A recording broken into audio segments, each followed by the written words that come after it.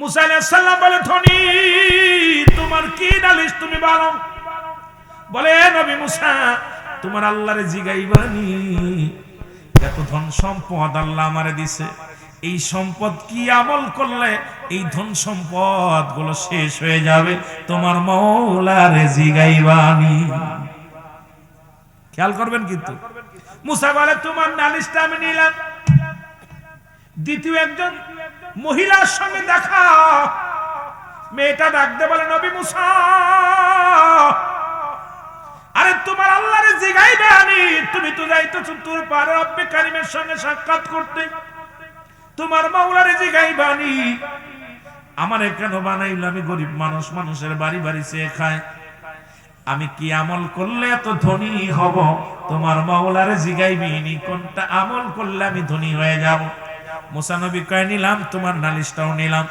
তৃতীয় নাম্বার, হাত নাই পা নাই, একজন প্রতিবন্ধী রাস্তার মধ্যে বয়া ঘোরাঘুরি করে রে। জিগায়, নবী মুসা আপনি কই যান? কয়, তোর বাড়ি।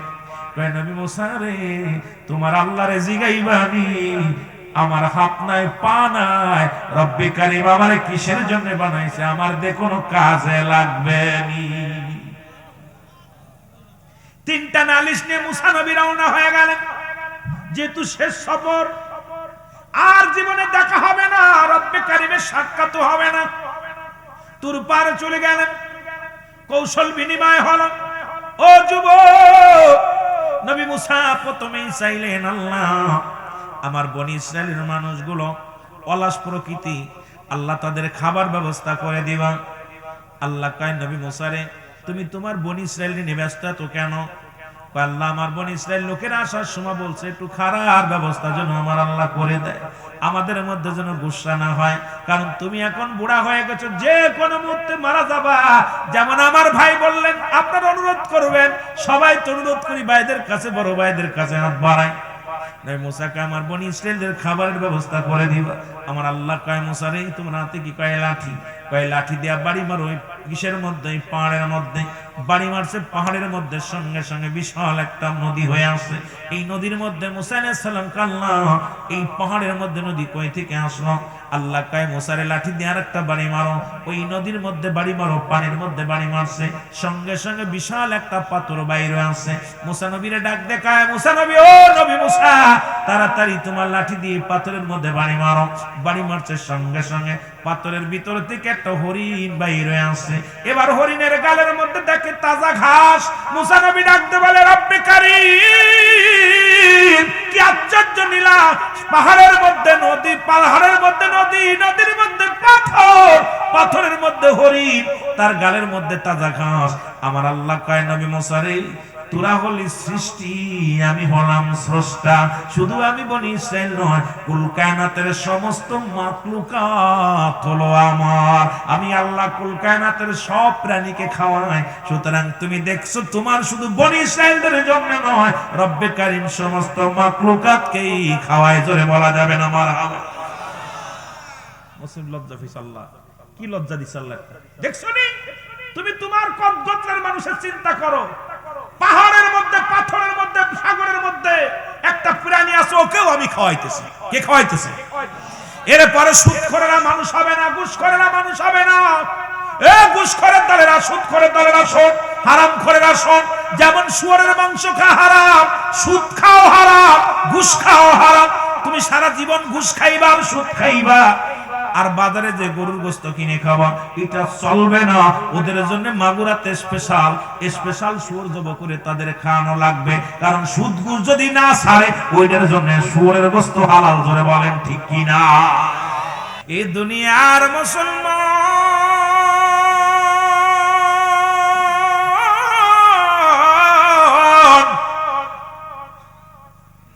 হযরত ওমর ফারুক রাদিয়াল্লাহু তাআলা ইসলামের দ্বিতীয় খলিফা গো, উনার কদমের মধ্যে এক মুরব্বী তার সন্তানের হাত ধরে নিয়ে আসলেন এক যুবককে। সালাম দা, আসসালামু আলাইকুম আমিনুল মুমিনিন, এ আমার সন্তান কাছে বিচার করা লাগবে। এ মাগুরার যুবকেরা শোন, ছেলের জন্য আজকে কত না মিথ্যা মামলা দাও মানুষের নামে। ওই ঘুষখোর সন্তানের পক্ষ নিও না, ঘুষখোর সন্তানের পক্ষ নিও না, জিনাকারী সন্তানের পক্ষ নিও না, বেনামাজির বাবা হয় ও না, বেনামাজি মুসলমান শোনো, সুদ করে বেনামাজি গাঁজাখোর মদখোরের বাবা হয়ও না।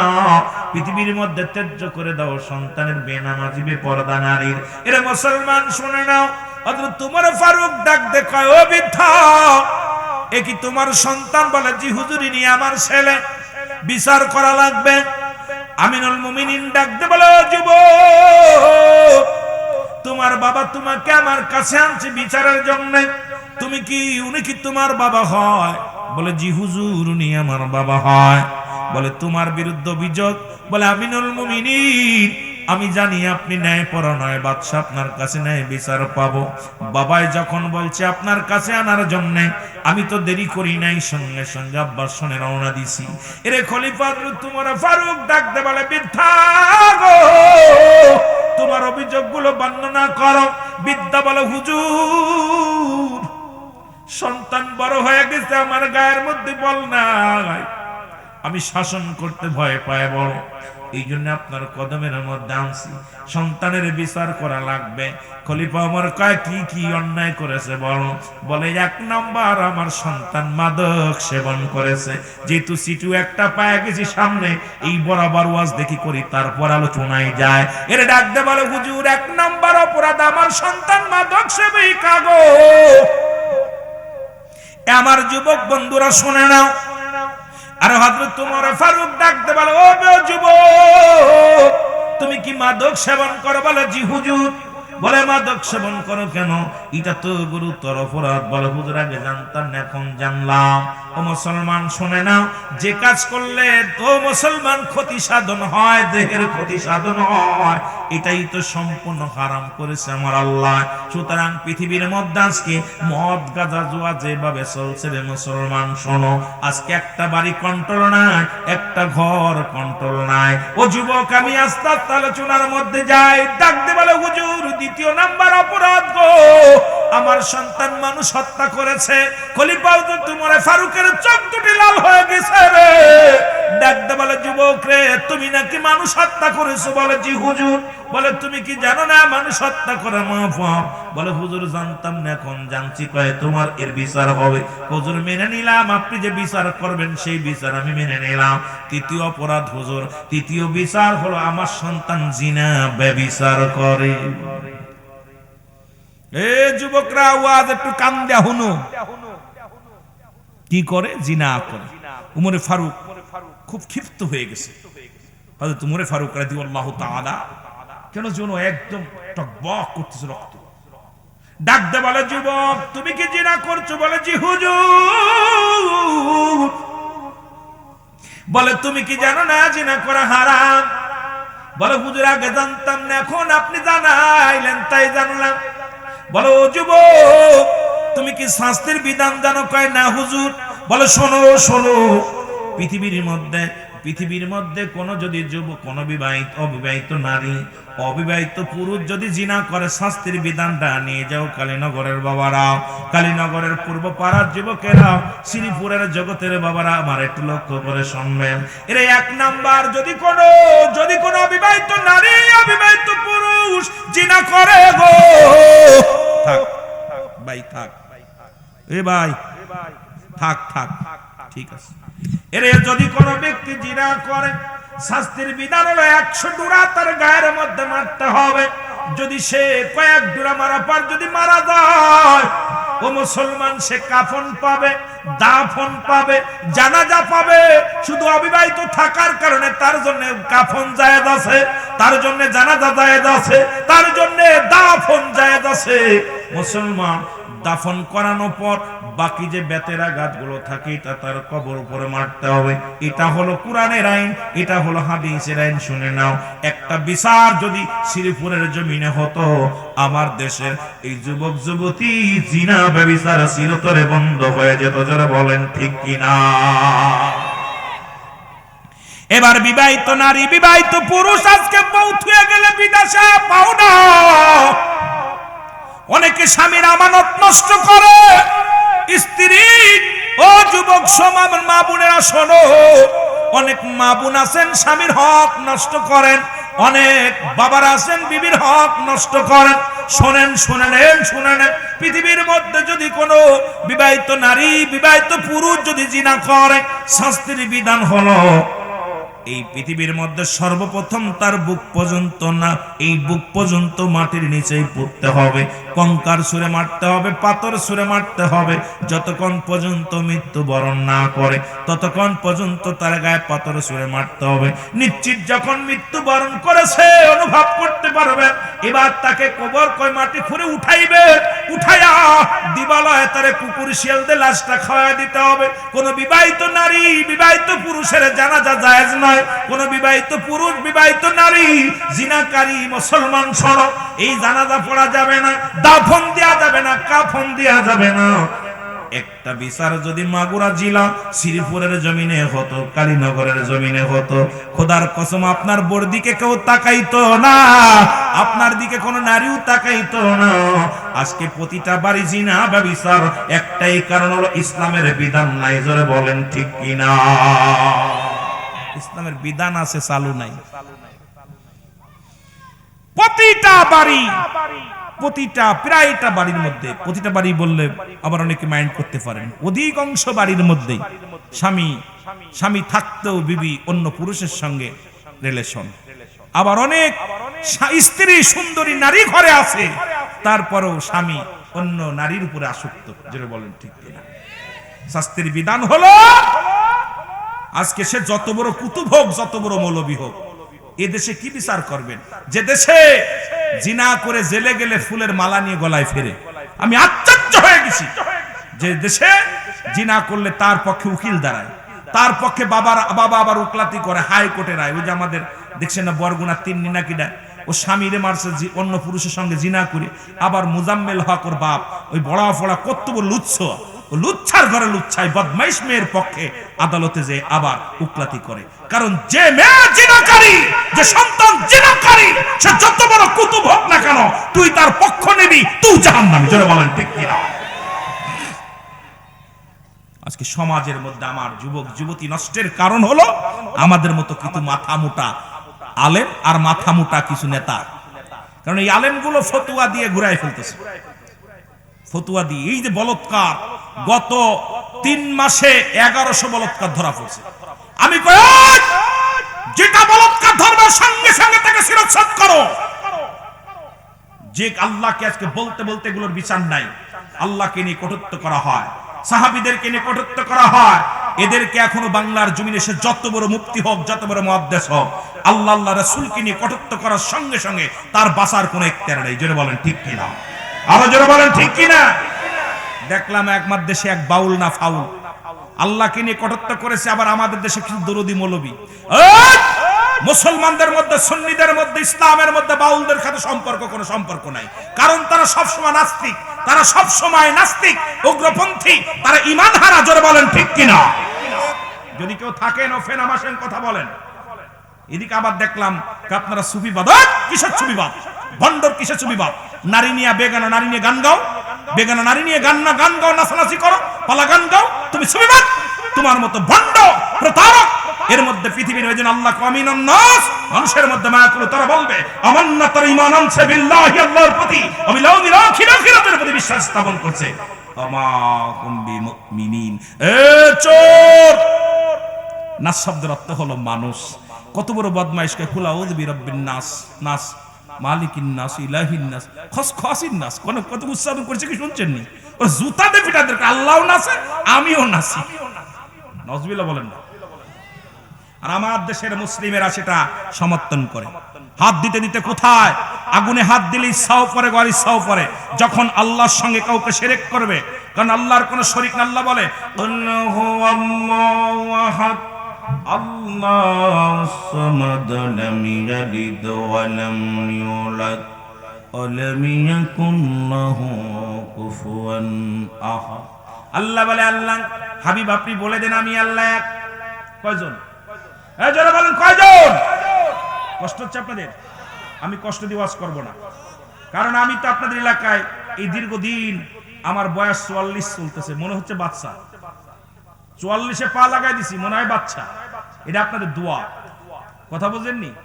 সুতরাং এখন বয়স শেষ, দীর্ঘ যে কয়দিন বেঁচেছি আল্লাহ হায়াতে রাখছে, আমার শেষ, আর আশাই নেই আগামী দিন বাঁচার। কারণ যেটুকু দিয়েছে এইটুকু নিয়ে আমার শুকরিয়া আদায় করে কুল পায় না। কত মানুষ জন্ম নিয়েই মারা যাচ্ছে, কত মানুষ পেটের ভিতর থেকে মারা যাচ্ছে, কত মানুষ দুনিয়া আসছে না, মুখ দেখতেছে না। রব্বে কারিম আমাকে এই 40 42 বছর 44 বছর বাঁচিয়ে রাখছে, এই শুকরিয়া আদায় করে তো শেষ করতে পারি না। জোরে বলেন ঠিক কিনা? এই জন্য আমার আল্লাহ বলে, আল্লাহ বলতেছে হাবিব আমি আল্লাহ এক। আমি আল্লাহ কাউকে জন্ম দিই নাই, কারো থেকে জন্ম নেই নাই। আমি কারোর মুখাফেক্কি না। তামাম পৃথিবী আমার মুখাফেক্কি, আসমান জমিনের মধ্যে যা কিছু আছে সব কিছু আমার মুখাফেক্কি, আমি কারোর মুখাফেক্কি নই। তাকে নিয়ে যখন দ্বিমত হয়ে যায়, কোরআনকে কোরআনের ভুল ধরা নিয়ে যে সমস্ত মৌলবীরা ব্যস্ত আছে, কয় কোরআনে ভুল আছে, আল্লাহ বলে কোরআনে ভুল আছে। আল্লাহ কয় যালিকাল কিতাবু লা রাইবা ফীহি। সন্দেহ আছে কোন? সেখানে যদি মৌলবীরা কয় কোরআনে ভুল আছে, মনে করবেন ওই মৌলবী ঈমান চোর, ওরা নাস্তিকদের দালাল, ইহুদিদের দালাল, খ্রিস্টানদের দালাল। কারণ এই কোরআনকে শেষ করতে পারলে, কোরআনটাকে যদি ধূলিসাৎ করা যায়, কোরআনটা যদি ইহুদিদের কাছে ভুল ধরিয়ে দেওয়া যায়, তাহলে মুসলমানদেরকে শেষ করে দেওয়া যাবে। এই জন্য এই সমস্ত মুনাফিক থেকে সাবধান, জোরে বলেন ঠিক কিনা? এই সমস্ত নাস্তিকবাদ থেকে সাবধান, কারণ ইহুদিদের দালাল, খ্রিস্টানদের দালাল। এ কোনো বক্তা না, ইহুদিদের দালাল, খ্রিস্টানদের দালাল। কারণ যে ব্যক্তি কোরআনের ভিতর হাত লাগায়, কারণ কোরআনের কোন জবর জের নুকতা আজ পর্যন্ত কোন মানুষ তৈরি করতে পারছে? কিয়ামত পর্যন্ত একটা সূরা আবিষ্কার করতে পারবে? যারা বলেন পারবে। ইন আল্লাহ কয় কাদের জন্য কোরআন জানেন? আদাল্লিল মুত্তাকিন,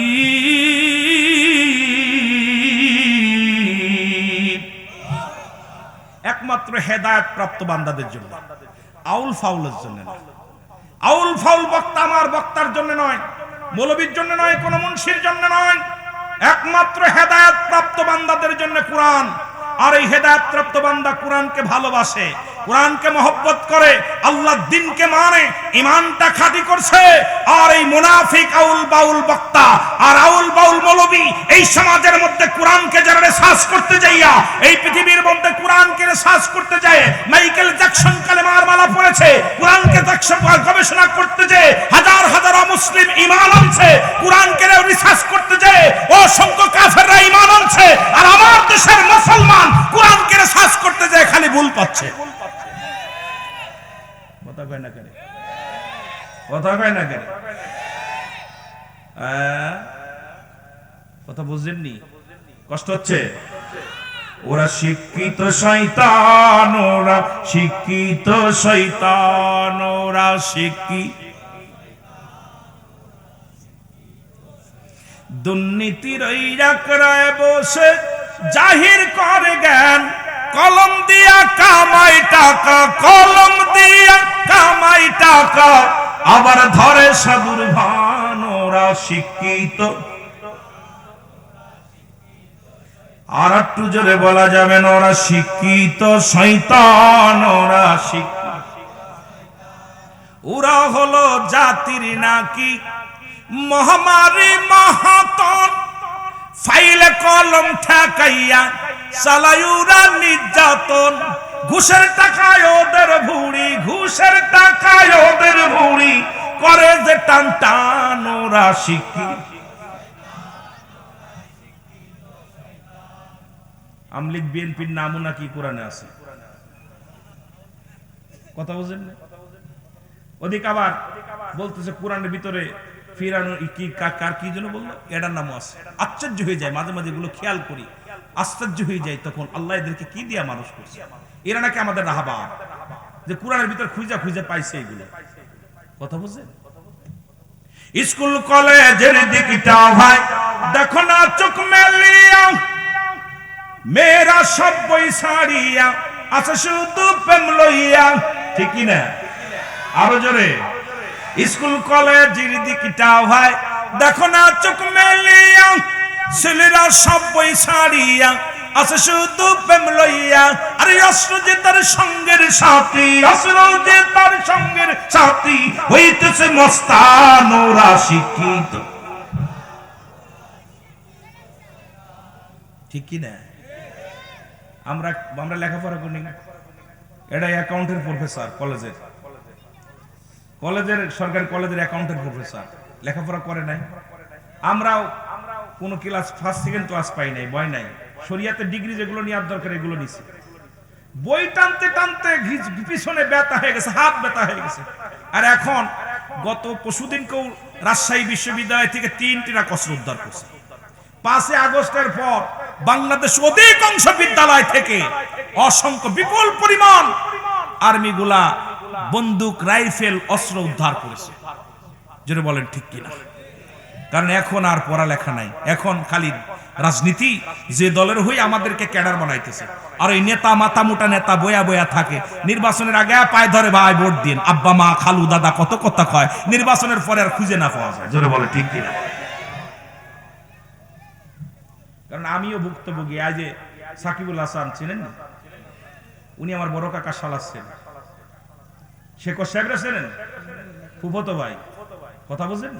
এগুলো পরিচয় দিতে গেলে সব নেতারা চিনি।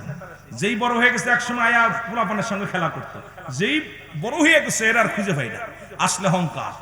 এগুলো আমি ভুক্তভোগী। আমি নিজাম চেয়ারম্যানের ভাইস্তে। পরিচয় যদি নিজেরটা দিই সব চেনবেন মাগুরায়, কিন্তু নিজের পরিচয়, এত পরিচয় প্রয়োজন নাই। এই যে হিরণ ভাই, এত চিনি, আমার পরিচিত, যিনি আজকে প্রধান অতিথি। এ মুসলমান বাংলাদেশে কিন্তু এই সমস্ত নেতাদের চিনা আছে, যেই আঙ্গুল খুলে কলা গাছ হয়েছে। আরে দাম পোশাকে পেটে পেটে ঘষা লাগে, বুকি নেয় না। জোরে কোন ঠিক কিনা? পেটে পেটে ঘষা লাগে। পেটের ভিতর থাকে ময়লা, আপনার পেটে ময়লা, আমার পেটে ময়লা। ঘষণ লাগলে মুনাফিকি বাড়তেছে। আর জোরে বলে ঠিক কিনা? বুকে ভালোবাসা, বুক মেশে না। কথা বুঝিনি? বুক মিশতেছে না। একটাই কারণ হলো ধোঁকাবাজ ধরে ফেলেছে, ধোঁকাবাজ ধরে ফেলেছে। জোরে বলেন ঠিক কিনা? এ যুবকেরা কথা খুশনি কেন? কষ্ট হচ্ছে, কষ্ট হচ্ছে। আল্লাহ কবুল করে। জোরে এই উঠলি কে? বয় মুখ চাপিছে, পলিথিন নিয়ে আসতে। এটা বলে নিয়ে আসবি। এই বয়সে ডায়াবেটিস হলেই তো নি রে। সব ডায়াবেটিস ধরছে। হাসি না বাবা, মাহফিলে কানতে হবে, চোখের পানি ফেলতে হবে। আমি রুল আমিন সিদ্দিকী হাসি রহস্য দিতে পারি না। যতগুলো ওয়াজ দেখবেন আপনারা বাড়ি বসে দেখছেন সত্য ইসলাম, তহিদের মুর্শিদামাত, কলধ্বনি আমার অনুষ্ঠান, মাই টিভিতে সত্য ইসলাম, আর টিভিতে তহিদের মুর্শিদামাত, সওয়াল জবাব আমি গুনাহগার পরিচালনা করে থাকি। বাংলাদেশে একাধিক টেলিভিশন আলোচনা করে থাকি। কিন্তু আমি মাগুরার ছেলে, অনেকেই চেনেন। আমার বাড়ি সকলে যেন খোল নাই, অনেকেই জানেন আমি মাগুরার গৌরব। কিন্তু আমার পরিচয় আমি নিজে দিই অনেক সময়। আমি তো আমার মায়ের পরিচয় তো অস্বীকার করতে পারবো না। আমি যেখানে থাকি না কেন, আমার সবচেয়ে বড় পরিচয় আমি মাগুরার সন্তান। সবচেয়ে বড় পরিচয় একটা জেলা, অল বাংলাদেশে বিকশিত জেলা, সেটাই আমার মাগুরা জেলা। মারহাবা বলেন না? দেখছেন এত বড় একটা শুনে তাও সুসংবাদ শুনেও কথা কয় না। আমরা যে 100% শিক্ষিত, এটাও শুকরিয়া আদায় করতেছে না। আরে সবাই অশিক্ষিত হোক, খাতা কলমে তো আমরা 1 নাম্বার। কথা কয় না কেন? এখানেও সুর আছে। কত বড় বাটপাড়া আমার দেশে। মাগুরা খোঁজ দিলে প্রায় 60%, 40% অশিক্ষিত। সেখানে যদি হয় বিকশিত, কত হ্যাঁ দুর্নীতি। জোরে বলেন ঠিক কিনা? এটা একটা দুর্নীতি না? দুর্নীতি। আল্লাহ কবুল করুক। জোরে বলেন আমিন। মহব্বতের সঙ্গে দুরূদ শরীফ পড়েন। আল্লাহুম্মা। চা খান ভাই কই? ওয়াদায়ানি সাইয়্যিদিনা।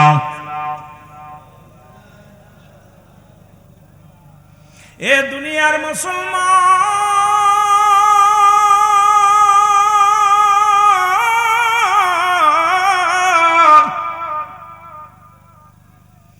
যুবক বলে, আমিনুল মুমিনিন, আপনি যে বিচার করবেন আমি মেনে নিব। মনে আছে? যে বিচার করবেন আমি মেনে নিব। হুজুর আপনি আমাকে ফাঁসি দিবেন মেনে নিব, মৃত্যুদণ্ড মেনে নিব, যে রায় দিবেন আমি মেনে নিব।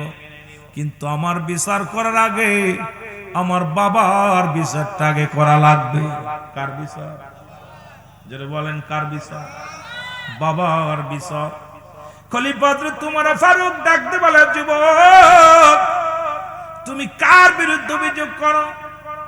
তুমি কি ভুলে গেছো গো উনি তোমার বাবা হয়? কারণ বাবাদের বিষয়ে দোয়া করতে যাইয়া আদম নবী দোয়া করে শুনেন নিজের জন্য, ইউনূস আলাইহিস সালাম দোয়া করে নিজের জন্য, আখির নবী রাহমাতুল আলামিন কাল্লা দোয়া শিখায় রব্বিরহামহুমা কামা রব্বায়ানি সগীরা। জোরে বলেন রব্বিরহামহুমা কামা।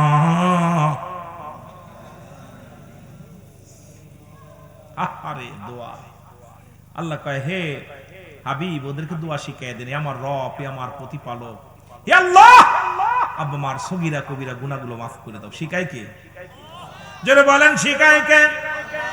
আদম নবী নিজের জন্য দোয়া করেন, আমার নবী নিজের জন্য দোয়া করে না, শুধু উম্মতের জন্য দোয়া করেছে। আদম নবী বলেন রব্বানা জালামনা আনফুসানা ওয়া লাম তাগফির লানা ওয়া তারহামনা লানাকুনান্না মিনাল খাসিরিন। আদম বলে আল্লাহ আমি জালিমদের অন্তর্ভুক্ত গেছি, আমারে তুমি ক্ষমা করে দাও। কিন্তু আমার নবী কয় আল্লাহ বাবা মার সগীরা কবিরা গুনাহ মাফের জন্য আল্লাহ শিখায় দেয় দোয়াটা। আদম নবীর দোয়া শিখাইছে রব্বে কারীম আদম রে তুই এইভাবে দোয়া কর, তুই তো ভুল করেছিস, যেটা ভুল করেছিস এর সমাধান করতে হবে। তুমি বলে দাও আমি জালিমদের অন্তর্ভুক্ত গেছি, আমারে তুমি ক্ষমা করে দাও। কারণ আদম নবীর যদি কোনো ব্যক্তি জালিম বলে তার ঈমান থাকবে না। ইউনূস আলাইহিস সালাম যখন মাছের পেটে সাল্লাম দোয়া পড়ে বলেন লা ইলাহা ইল্লা আনতা সুবহানাকা ইন্নী কুনতু মিনাজ জালিমিন। ইউনূস আলাইহিস সালাম ডাক দে বলে আল্লাহ আমি জালিমদের অন্তর্ভুক্ত হয়ে গেছি। কিন্তু আমার আপনার নবী রহমতের নবী নবীজি বললেন সাহাবীরা রে তোমরা কেউ কি কবুল হজর সব পাইতে চাও? সাহাবীরা বলে ইয়া রাসূলুল্লাহ ইয়া হাবিবাল্লাহ কে বা না চায়? নবী বললেন তোমাদের বাড়ি যাদের মা বেঁচে আছে, যার বাবা বেঁচে আছে, বাড়ি যে সালাম দিবা আসসালামু আলাইকুম, তোমার আমলনামায় একটা কবুল হজের সব লেখা হয়ে যাবে। জোরে জোরে চিল্লায়া বলা যাবে না মারহাবা।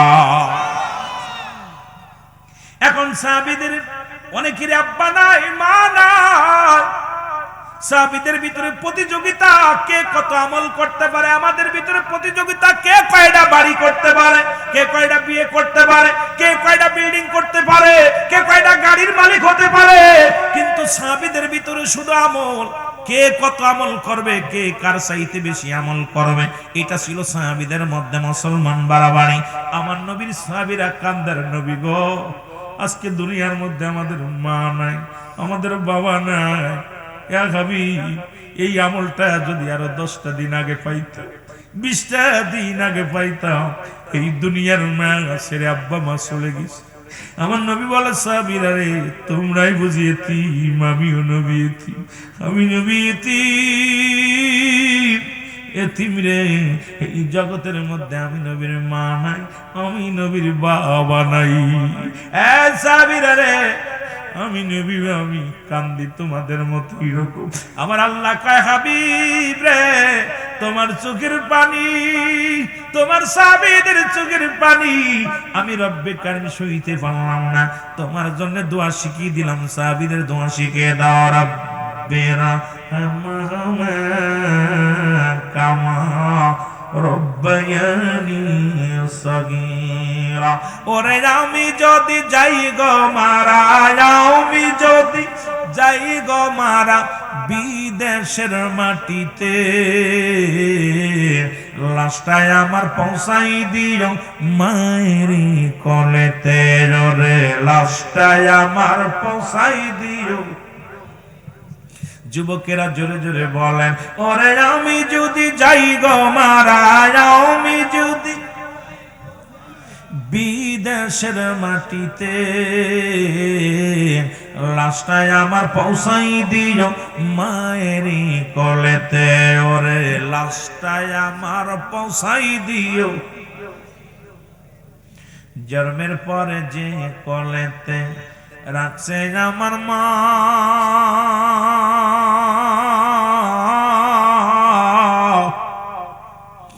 সেই মাকে না দেখাইয়া আমার দাফন দিও না এলাকাবাসী রে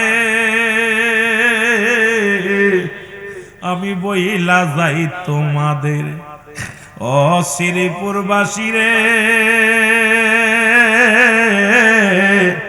আমি জানাই যাই তোমাদের জন্মের পরে যে কোলেতে রাখছে আমার মা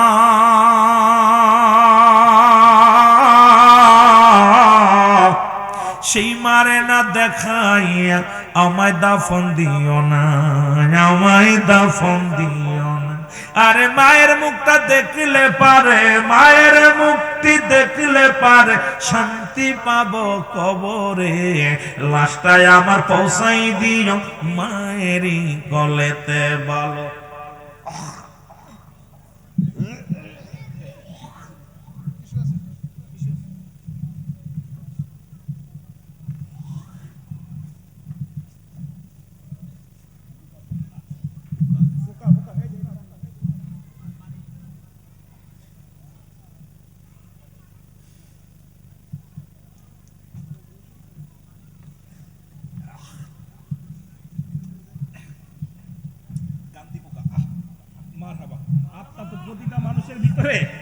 একটা ভূতি আত্মা থাকে এই নফসের ভিতরে পোকা মাকড় এগুলো খায় বুঝছেন প্রত্যেকটা মানুষের ভিতরে এই জন্য মানব দেহের বাম দুদিন নিচে একটা হাড় নিচে একটা গোস্তটা কার্বিতে বলা কল্প ইংলিশে বলা হার্ট বাংলায় বলা হৃৎপিণ্ড এটা যাদের পবিত্র সমস্ত দেহরাজ্য পবিত্র যারা বলেন না মারহাবা এর জন্মের পরে যে কলেতে রাখছে আমার মা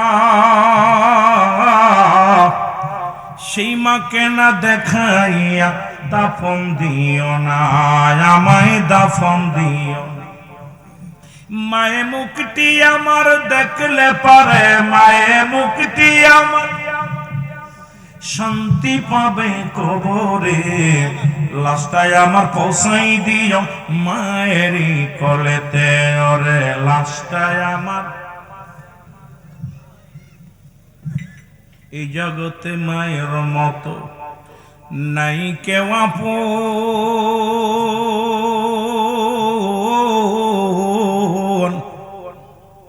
সেই মারে না দেখাইয়া আমার দিও না দাফন এই জগতে বাবার মতো নাই কেউ আপন সেই বাবা মারে না দেখাইয়া আমায় দিও না দাফন আমার মায়ের মুক্তি দেখলে পারে মায়ের মুক্তি দেখলে পারে শান্তি পাবো কবরে লাশটায় আমার পৌঁছাই দিও মায়েরই কোলেতে ওরে লাশটায় আমার খালা বলো ফুফু বলো মায়ের মতো নয় চাচা বলো খালু বলো তোমার বাবার মতো না যতদিন মা থাকবে ধরায় কানবে সন্তানের আশায় রে সন্তানের আশায় মায়ে কত তুলে করবে দুয়া না দাদা মোর সন্তান রে লাশটায় আমার পৌঁছাই দিও মায়েরই কোলেতে ওরে লাশটায় আমার এ দুনিয়ার মুসলমান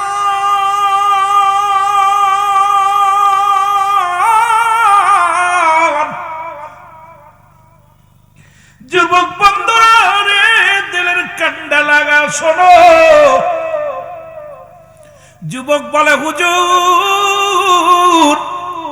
আমি জানি আপনি নাই পড়া নয় বাদশা আমার বাবার বিচারটা কি করা লাগবে কার বিচার মনে আছে বাবার বিচার করা লাগবে এবার খলিফা ওমরে ফারুক ডাকতে বলে যুবক কি বলতে চাও বলে হুজুর এক নম্বর আমার আব্বা আমাকে একটা ভালো মা দেয় নাই এক নম্বর আমার আব্বার ভুল আমি যার গর্বে দুনিয়ার মধ্যে আগমন করলাম সেই মা ছিল একজন জিনাকারিনী, বেপরদায় চলাফেরা করত, আমলদারি না, পর্দাশীলতা নারী নয়।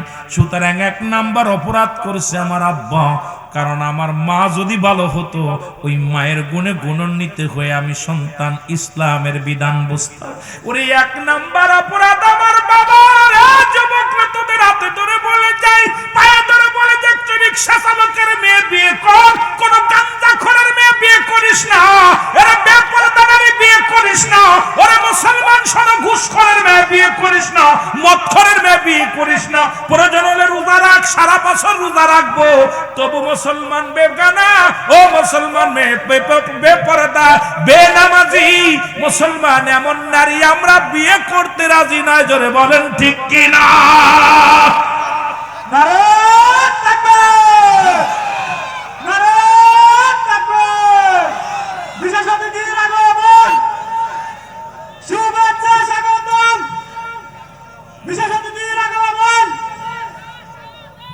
এইমাত্র আমাদের মাঝে আমাদের বিশেষ অতিথি জনাব বদরুল আলম বিশ্বাস হিরো এসে উপস্থিত হয়েছেন। আমরা তাকে সাধারণ গ্রহণ করছি।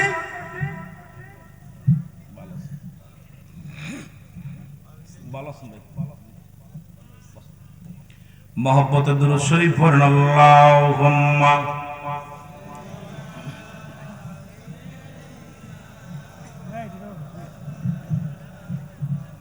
ওয়ালা আলি সাইয়্যিদিনা। এ দুনিয়ার মুসলমান গভীর মনোযোগ, যে কথাগুলো আমি ঘোষণা করি শুনে নাও। আস্তে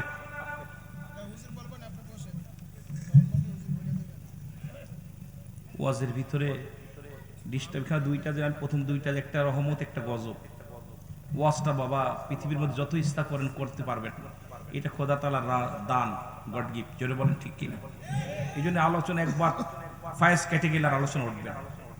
আমার সাথে পরামর্শ না করে কোনো সময়ের জন্য এর ভুল করবে না কোনো বক্তার সাথে, কারণ যখন আসবে আমাদের কানে কানে একটু বলে দিলে আমরা ইনশাল্লাহ এগুলো আমরা ব্যবস্থা করব। আমার অতি প্রিয় মানুষ, আমি ভাইয়ের সঙ্গে ওনাদের কারিকর পাড়াও একটা মাহফিলে আমি ছিলাম, সেখানে নওয়াব আলী সাহেব ছিলেন আর কি, নওয়াব আলী মুক্তিযোদ্ধা, উনি মারা গেছেন। এরপরে জৌস চৌধুরী, ওই মাহফিল আমার ভাই থাকেন, আমার অত্যন্ত প্রিয় মানুষ। সুতরাং আমি মাগুরার সন্তান, সে শ্রীপুরের সন্তান, আমরা দূরের মানুষ নয়। আমি আগেই বলছি আমি 12টা মৌলবী না, কথা বুঝেননি? সুতরাং আমার ভাই এখানে আসছে, আল্লাহ তার হায়াতের মধ্যে বরকত দান করুক, সকল বলুন আমিন। আরো যারা বলেন আমিন। মহব্বতের সঙ্গে দুরূদ শরীফ পড়েন আল্লাহুম্মা। নবত মোল্লা ওয়ালা আলি সাইয়্যিদিনা। ওরে আসবে কবে সুখের একটা দিন গো এলাহি, আসবে কবে সুখের একটা দিন, বলো আসবে কবে সুখের একটা দিন গো এলাহি, আসবে কবে সুখের এলাহি।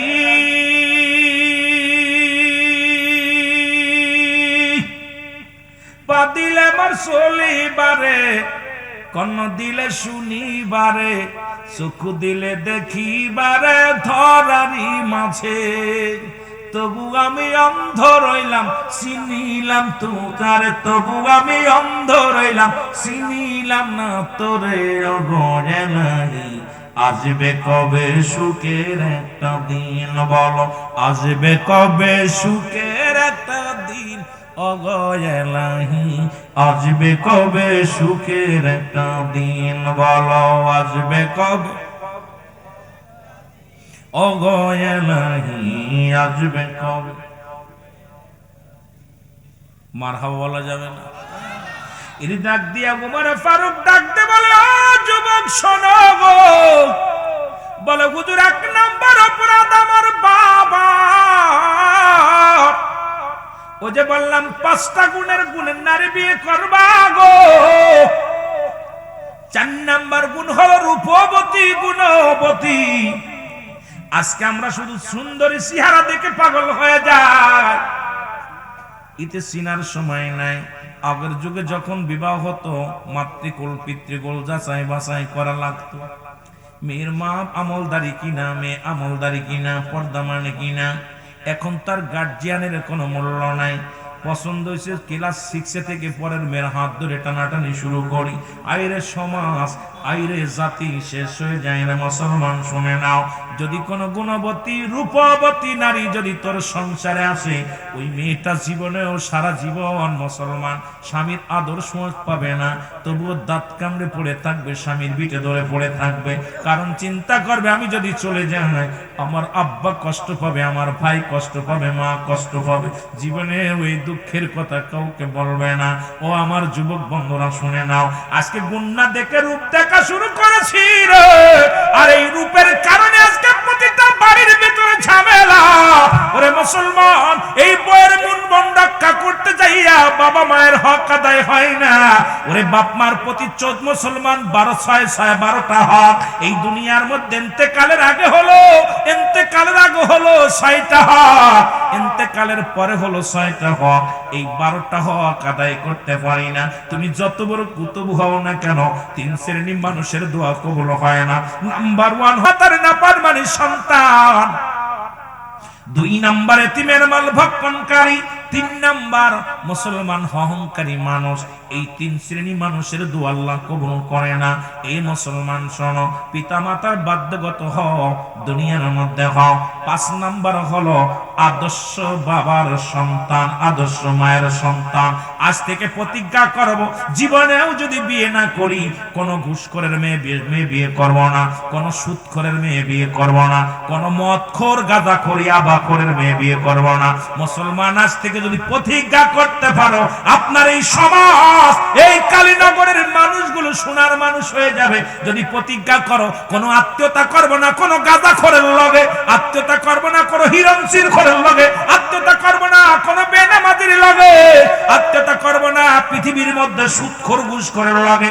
দেখবেন মুসলমান, কোনো বক্তা লাগবে না, কোনো নেতা লাগবে না, এলাকার মধ্যে সোনার মানুষগুলো হয়ে যাবে। ধরে বলেন ঠিক কিনা? ওরে জার্মানিয়া শুনলাম মানুষের মতো মানুষ হইতে হবে। বাবাই বলতো মানুষের মতো মানুষ হইতে হবে, দাদাই বলতো মানুষের মতো মানুষ হইতে হবে, উস্তাদ বলতো মানুষের মতো মানুষ হইতে হবে। আমাদের হিরো ভাই মুসলমান, এই আমাদের চেয়ারম্যান সাহেব, উনিও বলতো মানুষের মতো মানুষ হইতে হবে। আগে মনে করতাম আমি তো মানুষ, আমি তো গরু নয়, আমি তো ছাগল নয়। এখন বুঝতে পারি কেন বলেছিল। আজকে মানুষের মতো মানুষ কেন হতে বলেছিল? বড় বড় ডিগ্রি নিয়ে অফিসে বইয়া যারা ঘুষ ছাড়া, যাদের কলম চলে না, এরা কি মানুষ না অমানুষ? ওয়াজ মনে হয় বোঝেন নাই। বিদেশ থেকে ডিগ্রি নিয়ে, ও যুবক, বিদেশ থেকে ডিগ্রি নিয়ে, বিদেশ থেকে লেখাপড়া শেষ করিয়া অফিসের মধ্যে বইয়া, যেখানে ঘুষ ছাড়া আপনার কলম চলে না, আপনার মতো অমানুষ আপনি মানুষ হতে পারেন নাই। ডিগ্রি নিয়ে ডক্টর হইয়া অপারেশন থিয়েটারে রোগী মারা যায়, অপারেশন করেন না, টাকার কাছে বিক্রি হয়ে গেছে। আপনি মানুষ না অমানুষ? জোরে বলেন মানুষ না মানুষ? এখন আমি হিসাব করে মিলাইয়া দেখলাম, আমার দেশে সবচেয়ে দুর্নীতিবাদ শিক্ষিত সমাজ গো।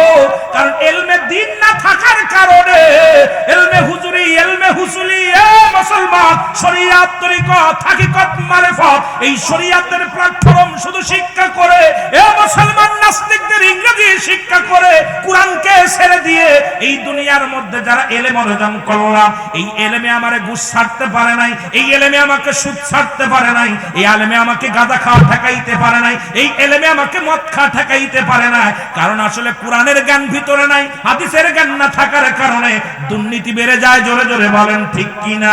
এখন হিসাব করে মিলায়া দেখলাম, আমার দেশে কোনো ভ্যান চালক দুর্নীতিবাজ নয়, আমার দেশে কোনো রিক্সা চালক দুর্নীতিবাজ নয়, আমার দেশে কোনো কৃষক দুর্নীতিবাজ নয়, আমার দেশে বিদেশিদের 5টা বড় বড় বড় বড় ডিগ্রিধারী মানুষগুলো এই দুর্নীতিবাজ। জোরে বলেন ঠিক কিনা? কথা বোঝেন? কারণ কোরআন নাই ওর ভিতরে। ও সুদ ঘুষ কিনা বোঝে না, হারাম হালাল বোঝে না। মাদারুজ্জুন নবুয়াতের প্রথম খণ্ডের মধ্যে হারামকে হালাল বললে কাফের। শরিয়াতের দৃষ্টিতে কোন ব্যক্তি হারামকে হালাল করে, তার কোন মায়ের পুতের নাই। পৃথিবীর মধ্যে হালালকে হারাম বলার এখতিয়ার কোন মায়ের পুতের নাই। সুতরাং আপনি হারাম হালাল চালাই দিবেন আর কোন মুসলমান দুকাবাস বাটপার গুন্ডা ইসলাম এগুলো বরদাস্ত করে না। ইসলামের বিধান মানবেন কিছু ছেড়ে দিবেন, এটার নাম তো ইসলাম হতে পারে না। যদি বলেন ঠিক কিনা? আমি মিলায় দেখেছি, আপনি দেখেন না আপনার আশপাশে যারা আছে ডক্টর ইঞ্জিনিয়ার হইয়া তারা যদি সুমানুষ মানুষের মতো মানুষ না হতে পারে, ওরে লেখাপড়ায় কি করছে? ওর ভিতরে এলেম আছে কিন্তু দিন এলেম না, কোরআন নাই। ওদের জানতো কোনটা হারাম কোনটা হালাল। এই জন্য সন্তান যখন দুনিয়ার মধ্যে আসে সর্বনিম্ন তাকে কোরআনের জ্ঞান, নামাজের বিধানগুলো, এই জানাজা পড়ান। আপনার ছেলে জানাজা অনেকে বুবার মতো দাঁড়ায় থাকে, কথা বুঝলেন? জানাজার নিয়ম, নামাজের নিয়ম, কিছু সূরা কিছু হাদিস তাদেরকে শিক্ষা দিতে হবে। কারণ ওই ছেলে যখন কোরআন হাদিস শিক্ষা করবে, খোদার কসম ও একটা হারাম কাজ করতে গেলে বিবেক বলবে না এটা করা যাবে না, কিন্তু ও তো এটা জ্ঞান নাই। আর নার পিছনে কি আমরা বড় বড় ডিগ্রি অর্জন করাইতেছি বিদেশ নিয়ে। আমার বাজানেরা, এমন কোন কিতাব নাই যা পড়লে সব আছে, কিন্তু আমার আল্লাহর কোরআন একটা হরফ পড়ার সঙ্গে সঙ্গে 10টা নেই। জোরে বলবে মারহাবা। কিন্তু এদিকে আমাদের সন্তানাদি নাই। কারণ কি? একটাই হলো ওই যে আমরা ভিনদেশীদের পাঁচাটা গোলাম। মানুষের মতো মানুষ হওয়ার দরকার আছে কিনা? জেনে বলেন হতে হবে কিনা? এই জন্য মাঝে মাঝে আমার আসলে নিজকে তো নিজে চিনতে পারি না। এরিস্টটল, সক্রেটিস বই লেখা পার বলছে নো আদাই ছেলে নিজেকে নিজে চিনতে হবে, মানে রফান নফস, নিজের নফসকে চিনতে হবে, কলবুস সালিম আপনাকে প্রসিদ্ধ করতে হবে। আপনার আমার বাড়ির পাশে কুষ্টিয়া, লালন কইছে নিজকে নিজ চিনতে পারলে অন্যকে চিনা যাবে। যদিও আমি লালনের ভক্ত না, যদিও লালনের কথা আমি কিছু ভিত্তিহীন, যদিও বলছে যদি নিজকে যদি চিনতে পারেন অন্যকে চিনা যাবে। আমরা খালি ব্যস্ত আছি কে খারাপ, কে গুন্ডা, কে বদমাইশ, কে লুচ্ছা, এই চিন্তা আছি, নিজকে নিজে চিন্তা করি না। আপনি যদি একবার বয়া চিন্তা করেন আমি কে, আমাকে কেন পাঠাইলো, যেটা বলেন ঠিক কিনা? যেমন মুসা আলাইহিস সালাম, কথাগুলো খেয়াল করবেন খুব। ওয়াজ কই রাখলাম মনে, ওই যে যুবকের ওয়াজ মনে থাকে জন্য আলোচনা কিন্তু অনেক আলোচনা করা লাগবে। যদি সময় পায় ইনশাআল্লাহ আগাবো, আর না হলে ইনশাআল্লাহ আর ছাড়ি দেবো, আর বেশি সময় করবো না, কয়েক মিনিট আর করা যাবে, কারণ 12টার ভিতরে খতম। ঠিক কি না? কথা কন না কেন? কষ্ট হচ্ছে আপনাদের? ওয়াজ কি চলবে? চলবে। মুসা আলাইহিস সালাম আল্লাহর সঙ্গে জিবরিল আমিন পৃথিবীর মধ্যে আগমন করেছে আদম নবীর কাছে 12 বার। কয়বার? জোরে বলেন কয়বার? 12 বার। হযরত ইদ্রিস আলাইহিস সালামের কাছে আসছে 4 বার, ইব্রাহিম আলাইহিস সালামের কাছে আসছে 42 বার, মুসা আলাইহিস সালামের কাছে আসছে 450 বার, আর আমার আপনার নবী রাহমাতুল লিল আলামিনের কাছে আসছে মাত্র 24,000 বার। কয়বার? মনে হয় কম আছে, এই জন্য সুবহানাল্লাহ জোর নাই, আর মারহাবা বলেন না। তা আল্লাহ রাব্বুল আলামিন আজরাইলকে পাঠাইছে মুসা আলাইহিস সালামের কাছে, আজরাইল যাও মুসার তো জিন্দেগি শেষ, নিয়ে আসো। মুসা আলাইহিস সালামের কাছে আজরাইল সালাম দিছে, আসসালামু আলাইকুম হুজুর। তুমি কে? আমি আজরাইল। কেন আইছো? ইমানদারের পর কোন কঠিন, ইমানদারের আর কাফেরদের মধ্যে মৃত্যুর পার্থক্যটা ওয়াজ, আমি মূল লাইন ছিল সেটা, কিন্তু আমি ওই লাইনে যেতে পারবো কি না বলতে পারি না, কারণ এমন ওয়াজ এমন জায়গা ছাড়াই গেছে, এটাকে বিস্তারিত গুছাই নিয়ে যেতে হলে সময় লাগবে, কারণ এগুলোর বিস্তারিত সময় করতে আরো 2-1 ঘন্টা দরকার। তা যেটা কথা বলি খুব খেয়াল। মুসা আলাইহিস সালাম আজরাইলকে বলতো, আজরাইল তুমি কেন আইছো? বলে আপনার রুহুটা জান কবজ করার জন্য আসছে। কয় তুমি আমার কাছে আসছো, তা কমিন্দে ঢুকবা? কয় আপনার চোখ দিয়ে ঢুকবো। কয় চোখ তুমি কি ভাবলে কেমন করে? আমার এই চোখ দিয়ে তোমার ঢুকতে দিব? তুমি কি জানো না আমার এই চোখ দিয়ে আমি রব্বে কারিমের যখন তুর পারে গেছিলাম আমার ওই আল্লাহর কুদরতি নূর মুবারক দেখেছি? সুবহানাল্লাহ বলেন না। সুতরাং আমার এই চোখ দিয়ে তোমার ঢুকতে দিব? আমি কি কোনো মহিলা দেখছি? আর এই চোখ দিয়ে কত খারাপ কাজ দেখতেছেন, খুব খারাপ, খেয়াল করবেন। কয় তাহলে আপনার কান দিয়ে ঢুকবো। রব্বে কারিমের সাথে কথা বলার সময় আমার আল্লাহর কথা কানে শুনেছি, এই কান্দে তোমার আমি ঢুকতে দেব। যে কান্দে কোরআন শোনেন সেই কান্দে আমরা গুয়ে মাসি গানও শুনতেছি, জোরে বলেন ঠিক কি না? বাজনাও শুনি, বাবার আমার গভীর মনোযোগ। মুসা আলাইহিস সালাম বলছে এ না ঢুকতে দিব না। কয় আপনার মুখ দিয়ে দেব? কয় না, আমি মুখ দিয়ে কোরআন, ওই কোরআন পড়েছি, যে মুখ দিয়ে কোরআন পড়ছেন মুসা আলাইহিস সালাম আমি আল্লাহর সঙ্গে কথা বলেছি, আমার এই মুখ দিয়ে ঢুকতে দেব না। কথা বুঝছেন? সিজদা কয় আমি আল্লাহর সিজদা করেছি, ঢুকতে দিব না। আজরাইল দাঁড়ায় আছে। আল্লাহ কয় আজরাইল ওনার সঙ্গে বাড়াবাড়ি করো না, কারণ আমার নবী, ওর কাছে জিগাও কতদিন থাকবো। নবী মুসা আপনি কতদিন থাকতে চান? যে মুসা তো জিব্রাইল রে মাইরা চোখকানা করছিল অনেক ওয়াজ, পিছনে মেলা ওয়াজ, এত কিছু কইতে পারতাম না। এখন মুসা আলাইহিস সালাম বলতেছে, জিবরিল আজরাইল তুমি বলো, কয় আপনি কতদিন থাকবেন? একটা বকরির গায়ে যতগুলো পশম এতদিন থাকবেন? কয় তারপরে কি হবে? কয় মরা লাগবে। কি লাগবে? জোরে বলেন, কি করা লাগবে? কয় 20 বছর পরে মরা লাগবে, 50 বছর পরে মরা লাগবে। মুসা কয় যেহেতু মরাই লাগবে, তুই বুড়ো বয়সের ইবাদত বন্দেগী কি করবো? কারণ আমার তো মরাই লাগতেছে। বাইকে একটু আমার একটু কষ্ট সময় দিবেন, আর আধা ঘন্টা না, যদি আপনি একটু বসেন, কয়েক মিনিট বসেন, তারপর ছেড়ে দিন। আপনার অনুমতি নিয়ে রাগ করেন না। আপনি কিন্তু আমার অনেক চেনা পরিচিত, আমি কিন্তু নিজাম সেরেন্ডার স্বাস্থ্য ভাই, বুঝছেন? নিজাম ভাই আমার বড় ভাই, আক্তার কন্ট্রাক্টর নিজাম ভাই। আর আপনার তো আমি কথা বলছি, বলছি, কিন্তু আমি এরকম পরিচিত কথা বলার সুযোগ হয়নি, কারণ আপনার সঙ্গে আপনি আসার আমি কাগজ দিকে আমি আপনার পুরো আগে প্রশংসা করছি।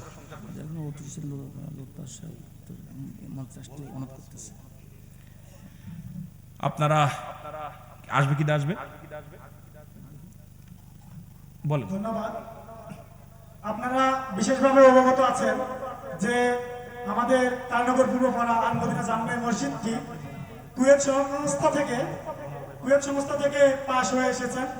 এই মসজিদটি আনার পিছনে যার বিশেষ অবদান রয়েছে, যে অক্লান্ত পরিশ্রম করেছেন, দিনের পর দিন, রাতের পর রাত, ঢাকা থেকে তার নিজের অফিসকে বন্ধ করে যে অক্লান্ত পরিশ্রম করে মসজিদটি পাশ করিয়ে এনে আমাদের এখানে নির্মাণাধীন করেছেন, সে আমাদেরই সুপরিচিত, আমাদেরই শ্রদ্ধাভাজন জনাব, আমাদেরই বড় ভাই মোহাম্মদ লুৎফর রহমান ভাই, তিনি আছেন আমাদের এখানে।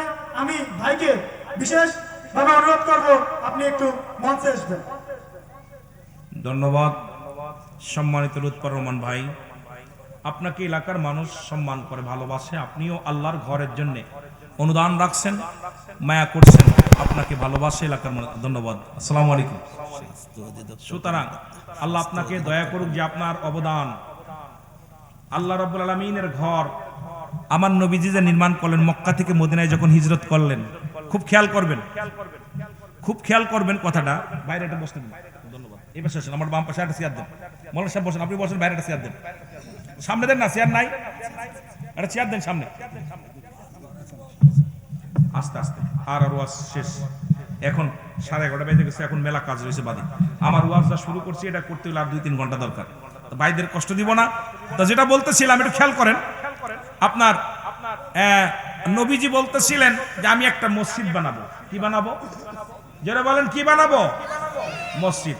নবীজি মক্কা থেকে মদিনায় হিজরত করে উঠলেন, যায় আইয়ুব আনসারীর বাড়ি। কার বাড়ি? আইয়ুব আনসারী বলতেছি, ইয়া রাসূলুল্লাহ, ইয়া হাবিবাল্লাহ, আপনি মসজিদ বানাবেন? কাজী, তাহলে আমার বাড়িটা আপনাকে দান করে দিলাম। সুবহানাল্লাহ বলেন না, এ আস্তে কইবেন না জোরে কইবেন। আপনাকে দেওয়া লাগবে না, এই পাগলগুলো পাইছি। আর আল্লাহর ঘর হবেই, ইহা জোকার কালো হইবে। আপনার ঘরটা আছে, আল্লাহর ঘর খালি থাকে, কারণটা কি? ঈমান দুর্বল। জোরে বলেন ঠিক কি না? আমার বাবারা, মুসাইলের ইদা আল্লাহর নবী বলতেছে, আমি তুমি ঘরটা দিতেছো, কই ইয়া রাসূলুল্লাহ, ইয়া হাবিবাল্লাহ, আমার আসল ঘর তো আমার কবর, আসল বাড়িটা আমার কবর, এটা আমার সানি বাড়ি, আসল বাড়ি আমার কবর। নবীজি মুখের দিকে, আইয়ুব আনসারী মুখের দিকে তাকায়, নবীজি ফেলা চোখের পানিগুলো ছেড়ে দিছে। রাসূলুল্লাহ বলতেছে, আনসারী তুমি তোমার বাড়িটা দান করে দিলা? ইয়া রাসূলুল্লাহ, যেখানে আমার আল্লাহর ঘর হবে, আমি আনসারীও আল্লাহর, ঘরটাও আল্লাহ, সুতরাং আমি আমার জীবনটা দিয়া যদি আমি দিতে পারতাম তবু আমি খুশি হইতাম। জোরে বলেন না মারহাবা। নবীজি বললেন, আমি জমি পাইলাম, এখন তো জমি যেহেতু পেয়ে গেছি, কিছু অর্থের দরকার, কাঠকুটি দরকার, সামিয়ানা দরকার। সাহাবীরা যার 2টা খাজুর গাছ ছিল, একটা কেটে নিয়ে চলে আসে, পাতা খাজুর গাছের ডাল কেটে কেটে নিয়ে চলে আসছে, বড় বড় পাথর নিয়ে গাড়ি করে নিয়ে চলে আসছে। নবীজি বলে, আমার সাহাবীরা, ইয়া রাসূলুল্লাহ, আল্লাহর ঘর বানাইবেন, আমরা যেমনি পারি এমনি আল্লাহর ঘরের সাহায্যের জন্য হাত বাড়াইছি। আল্লাহ তো আল্লাহ কি অভাবী নাকি? কথা কইতে নিয়ে আল্লাহ কি অভাবী? না।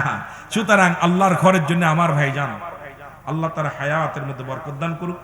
অনেক যেহেতু উদ্যোগ নিছে, যদি আপনি 10-এর লাঠি 1-এর বোঝা, মারহাবা বলেন না। সুতরাং আমি ওয়াজ যদি সময় যেতাম, বাড়ির মানুষ সবাই, আমরা বাড়ি এক বাড়ির মানুষ, মাগুরার সন্তান। আপনারা শুনলেও আশ্চর্য হয়ে যাবেন, আপনাদের শ্রীপুরে একজন ডিআইজি আছে, মফিজুর রহমান, চেনেন? চেনেন তারা? শ্রীপুরের রত্ন চেনেন? আমি একবার সিলেটে মাহফিলে গেছি, যখন শুনছে মাগুরা বাড়ি, আমারে খোঁজ করে আপনার প্রটোকল নিয়ে পুলিশ বাহিনী নিয়ে আমার কয় রুল আমিনের সাথে দেখা করতে যাবো। উনি সেই জাপলং এর জমিনে গাড়ি নিয়ে, আমি মনে হচ্ছে ডিআইজি আসছে, কাম সারছে, আমার আবার শিবির টিবির বানায় মারবে নি আল্লাহ জানে। ভয়ে তো কাঁপতেছি ভয়ে। পরে কারোর কাছে, ওনাদের কাছে বলছে, আমার কথা বলে নাই। এরপরে আমার যায় জোড়ায় ধরছে বুকের ভিতর, কয় সিদ্দিকী সাহেব তোমার বাড়ি মাগুরা কোথায়? আমি মাগুরা সদরে। কয় তুমি আমার চেনো নি? আমি আমি তো আপনার চিনি না। কয় আমি এই তো সবে মাত্র ডিআইজি হয়েছি, এই সিলেট বিভাগের ডিআইজি, আমি মুফিজুর রহমান সাহেব, আমি মাগুরার ছেলে, তুমি আমার ভাই। আহা, আমার ওদিন আমি আফসোসে আমার বুকটা ভরে গেছে যে এই মানুষগুলো যে নিরহংকার একজন ডিআইজি, যার কাছে এসপিডিসি যা ধন্না ধরে দাঁড়িয়ে থাকে, সে মানুষ আমি গুনাহগারের বুকের ভিতর টান দিয়ে নিছে খালি মাগুরার সন্তান বিলে, যে আমার ছেলে, আমার গৌরব, আমার রত্ন। সুতরাং আমার পাশে যারা আছে এরাও আমার রত্ন, আমিও তাদের রত্ন, আমরা পরস্পর ভাই ভাই। জোরে বলেন ঠিক কিনা?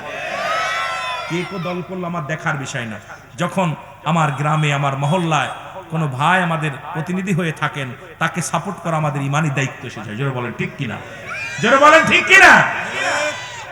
যদি আমার ভাই তো জানেন আপনারা, ওই বছর নির্বাচনে বিপুল ভোট পেয়েছিল, কিন্তু ওই যে দুর্নীতি, আমি তো ছিলাম, দেশে থাকি, খোঁজ খবর নিই। এগুলো আমাদের সমাজ পরিবর্তন করতে হবে। পরিবর্তন করার জন্য আপনাদের যুব সমাজ আগাতে হবে। সুতরাং আজকের মাহফিলের সম্মানিত বিশেষ অতিথি আমার ভাইজান সালাম দিয়ে চলে যাবে, তারপর আমি তার জন্য দোয়া করবো। যে সময় পায় আলোচনা হবে, না হয় না হবে, দুঃখের বিষয় না, কিন্তু 1.5 ঘন্টা আলোচনা হয়ে গেছে। সুতরাং আজকের মাহফিলের সম্মানিত বিশেষ অতিথি জনাব মোহাম্মদ বদলুল আলম বিশ্বাস হিরণ ভাই, এখন আপনাদের সামনে আমি ভাইকে কিছু কথা বলার জন্য অনুরোধ করব। যেহেতু তারা আমাদের এত কষ্ট করে, আমাদের মতো খালি বক্তা না, তারা সমাজ নিয়ে চলে। ভাই প্রতিষ্ঠান ছেড়ে দিয়ে চলে আসছে, সে ওরম 10 জনকে থুয়ে চলে আসছে। আমি তাদেরকে কথা বলার জন্য অনুরোধ করব। মেহেদি খুলে ভালো, এটা কোথায়? এই পাশে। বিসমিল্লাহির রহমানির রহিম। আমাদের মাগুরা অনেক গৌরব আছে, কিন্তু আমরা খুঁজি না, বুঝছেন? আমরা যারা চাকরি বাকরি করি, আমরা প্রধান অতিথি বুঝতে পারছে কিনা আমি জানি না। আমাদের নবীজি মানে জান কবজ কিভাবে করলো, এই আকর্ষণটা আসলে সবার মধ্যে রয়ে যাচ্ছে। তা উনি এটা একটু শেষ করুন। আর প্রধান অতিথির পরে আর আসলে কোনো বক্তব্য চলে না। তো ওনার যে পরিচয় পেলাম, মানে আমি আপনার রক্তের সাথে মিশে আছে। হ্যাঁ, আমি নিজাম ভাইয়ের ছোট ভাই, তার মানে নিজাম ভাই আমার বড় ভাই। বিশেষ করে আমার বড় ভাই নজরুল যিনি মারা গেছেন, তার সাথেই তার বন্ধুত্ব ছিল। এবং আমার বড় ভাই মাগুরা গেলে ওই নিজাম ভাইয়ের ওখানে আসলে রাত যাপন করত। মানে আসলে মধুর সম্পর্ক তাদের। আর নিজাম ভাই খুব ভালো মানুষ, অত্যন্ত ভালো মানুষ। আর যে ভালো মানুষ তাকে ভালোই বলতে হয়। যেমন উনি মফিজ সাহেবের কথা বললেন, ডিআইজি, আপনারা তাকে চেনেন না, আমি যতদূর জানি উনি অত্যন্ত সৎ পুলিশ অফিসার, এবং ওনার আব্বা অত্যন্ত সৎ মানে ক্লার্ক ছিল পানি উন্নয়ন বোর্ডে। এবং আমি দেখেছি ওনার আব্বা অত্যন্ত কষ্ট করে বলে, ধনী রে, আমার একটা নালিশ তুমি নিয়ে যাবানি তোমার আল্লাহর দরবারে। বলে, আমার একটা নালিশ তুমি নিয়ে যাবানি। মুসা আলাইহিস সালাম বলে, ধনী তোমার কি নালিশ তুমি বলো। বলে, নবী মুসা, তোমার আল্লাহরে জিগাইবানি, এত ধন সম্পদ আল্লাহ আমারে দিছে, এই সম্পদ কি আমল করলে এই ধন সম্পদ গুলো শেষ হয়ে যাবে, তোমার মওলারে জিগাইবানি। খেয়াল করবেন কিন্তু। মুসা বলে, তোমার নালিশটা আমি নিলাম।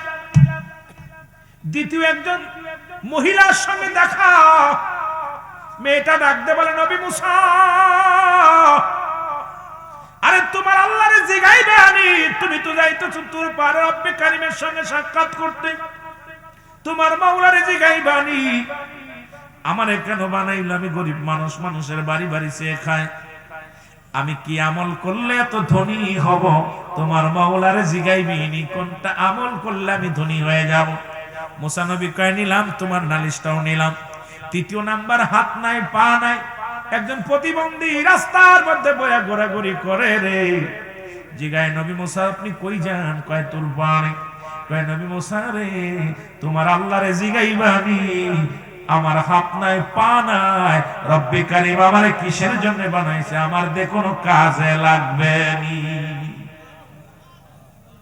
তিনটা নালিশ নিয়ে মুসা নবী রওনা হয়ে গেলেন। যেহেতু শেষ সফর, আর জীবনে দেখা হবে না, রব্বে কারিমের সাক্ষাৎ হবে না, তুর পার চলে গেলেন। কৌশল বিনিময় হলো। ও যুবক, নবী মুসা প্রথমেই চাইলেন আল্লাহ আমার বনি ইসরায়েলের মানুষগুলো অলস প্রকৃতি, আল্লাহ তাদের খাবার ব্যবস্থা করে দিবা। আল্লাহ কয় নবী মুসা রে তুমি তোমার বনি ইসরায়েল নিয়ে ব্যস্ত তো কেন? আল্লাহ আমার বনি ইসরায়েল লোকেরা আসার সময় বলছে একটু খারাপ ব্যবস্থা যেন আমার আল্লাহ করে দেয়, আমাদের মধ্যে যেন গুসা না হয়, কারণ তুমি এখন বুড়া হয়ে গেছো, যে কোনো মুহূর্তে মারা যাবা। যেমন আমার ভাই বললেন আপনার অনুরোধ করবেন, সবাই তো অনুরোধ করি ভাইদের কাছে, বড় ভাইদের কাছে হাত বাড়ায়। মুসাকে আমার বনি ইসরায়েলদের খাবারের ব্যবস্থা করে দিবা। আমার আল্লাহ কয় মুসা রে তোমার হাতে কি? কয় লাঠি। কয় লাঠি দিয়া বাড়ি মারো ওই কিসের মধ্যে? পাহাড়ের মধ্যে। বাড়ি মারছে পাহাড়ের মধ্যে, সঙ্গে সঙ্গে বিশাল একটা নদী হয়ে আসছে। এই নদীর মধ্যে মুসা আলাইহিস সালাম কাল্লা, এই পাহাড়ের মধ্যে নদী কই থেকে আসলো? আল্লাহ কয় মুসারে লাঠি দিয়ে আরেকটা বাড়ি মারো, ওই নদীর মধ্যে বাড়ি মারো, পানির মধ্যে বাড়ি মারছে, সঙ্গে সঙ্গে বিশাল একটা পাথর বাইরে আসছে। মুসা নবীরে ডাক দেখায়, মুসা নবী, ও নবী মুসা তাড়াতাড়ি তোমার লাঠি দিয়ে পাথরের মধ্যে বাড়ি মারো। বাড়ি মারছে, সঙ্গে সঙ্গে পাথরের ভিতর থেকে একটা হরিণ বাইরে আসছে। এবার হরিণের গালের মধ্যে দেখে তাজা ঘাস। মুসা নবী ডাকতে বলে রব্বে কারীম কি আশ্চর্য নীলা, পাহাড়ের মধ্যে নদী, পাহাড়ের মধ্যে নদী, নদীর মধ্যে পাথর, পাথরের মধ্যে হরিণ, তার গালের মধ্যে তাজা ঘাস। আমার আল্লাহ কয় নবী মুসা রে তোরা হলি সৃষ্টি, আমি হলাম স্রষ্টা।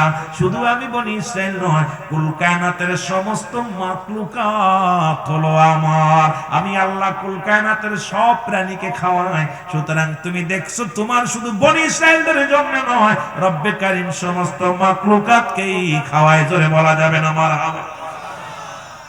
মুসলিম লজ্জা ফিস আল্লাহ, কি লজ্জা দিস আল্লাহ।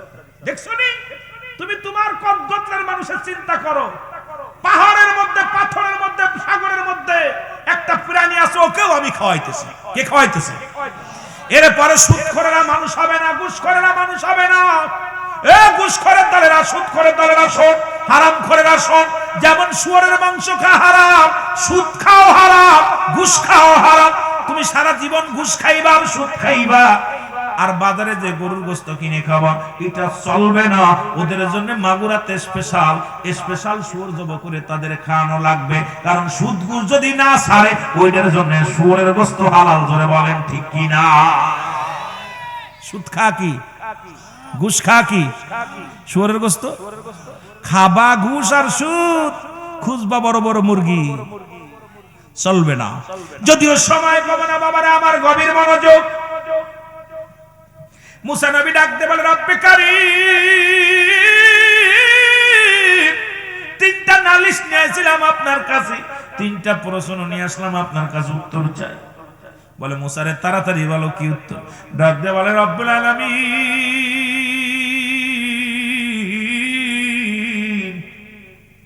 তিনজন ব্যক্তি আপনার কাছে আসার সময় প্রশ্ন করছে আমার, এদের উত্তরগুলো আমার একটু জানাই দিলে আমি উপকৃত হব।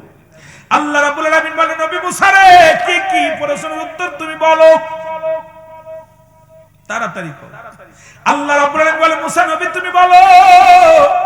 ডাকতে বলে রব্বে কারীম প্রথম প্রশ্ন জানার ছিল, একজন ধনীর সঙ্গে সাক্ষাৎ হয়েছিল। এই ধনী বলছে নবী মুসা রে এই দুনিয়ার মধ্যে এত সম্পদ আমার আল্লাহ দিছে, কি আমল করলে আমার সম্পদ গুলো কমে যাবে আমারে বলে দিও। আমার আল্লাহ কয় নবী মুসা রে, ওই লোকটারে যা বলবা ওই ধনীর সম্পদ যদি কমাইতে হয় সেজন্য আজ থেকে শুকরিয়া আদায় করা বন্ধ করে দেয়। সেজন্য আমার শুকরিয়া আদায় করে না, তার ধন সম্পদ কমে যাবে। দ্বিতীয় প্রশ্ন বলে আল্লাহ, দ্বিতীয় প্রশ্নের উত্তর চাই, বলে কি বলো? বলে দ্বিতীয় জন বলে আল্লাহ আমি গরিব মানুষ, মানুষের বাড়ি বাড়ি খায়, চা খামার মতো গরিব, কি আমল করলে আমি ধনী হয়ে যাব?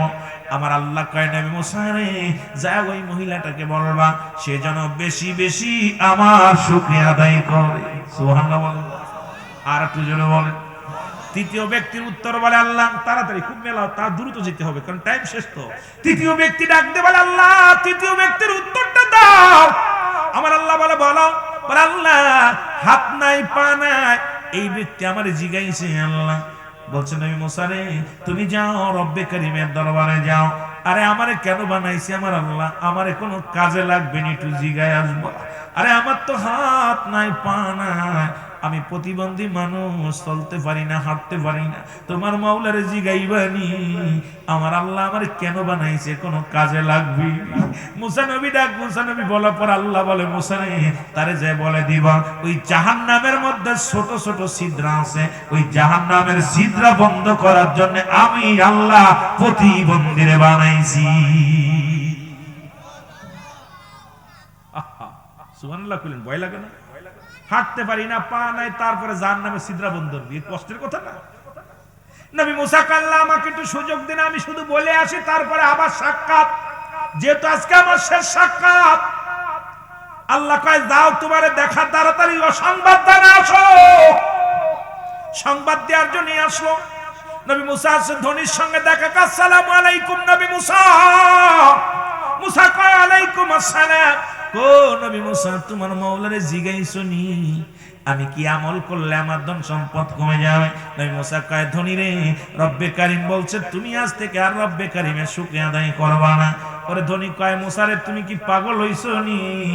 ধন সম্পদের পাহাড় যদি আমার আল্লাহ করে দেয় তবু নাফরমানি করতে রাজি নয়। সঙ্গে সঙ্গে ধনী আবার আলহামদুলিল্লাহ বলছে, আর ধন সম্পদ আল্লাহ দ্বিগুণ বাড়ায়া দিছে। জোরে বলেন মারহাবা।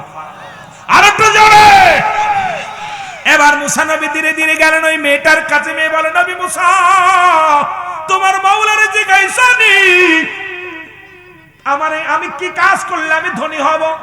মুসা নবী কয় মা গো, ও মা, রব্বে কারীম বলেছে তুমি বেশি বেশি শুকরিয়া আদায় করবা। মেয়েটা কয় নবী মুসা রে, তোর আল্লাহ আমারে কি দিয়েছে, এত শুকরিয়া আদায় করব কেন? তোর বড় বড় আল্লাহ কি কাম পাই নাই, খালি তার শুকরিয়া আদায় করতে কয়। সঙ্গে সঙ্গে একটা তুফান আসিয়া গত শুক্রবারে রব্বে কারীম একটা ঝাঁকি দিছে, আজকে বিকেলও একটা ঝাঁকি দিছে। জোরে বলেন ঠিক কি না? এক ঝাঁকি তাল বাংলাদেশ নাসা দিছে, 13 জন 13 জন মৃত্যুবরণ করেছে, হাজারের উপর মানুষ ও মুসলমান হাসপাতালে ভর্তি হয়েছে। মুসলমান তারা কি হয়েছে মুসলমান শোনো, অনেক বাধা, প্রায় 10টার উপরে বিল্ডিং ঢাকা শহরে ভেঙে পড়েছে, রাস্তাঘাট অনেক জায়গাতে পড়ে গেছে। কারণ রব্বে কারীম কখন যেন এই দুনিয়াটাকে শেষ করে দিবে। রব্বে কারীম বলে কুল্লু মান আলাইহা ফান, আল্লাহ কয় বান্দারে এই জমিনটা আমি চূর্ণ বিচূর্ণ করে দিব।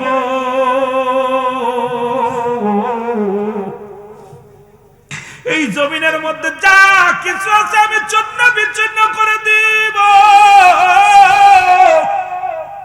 এই জমিনের মাটিগুলো আমি পুরো একদম বানায় দিব গো। এই জমিনের পানিগুলো পুরো আমি ছাই বানায় দিব। যেদিন কিচ্ছু বলতে কিচ্ছু থাকবে না, সেদিন থাকবে শুধু আমার আল্লাহ। আল্লাহ কয় বান্দারে যেদিন আমি থাকবো রাসূলুল্লাহর ভালোবাসা নিয়ে।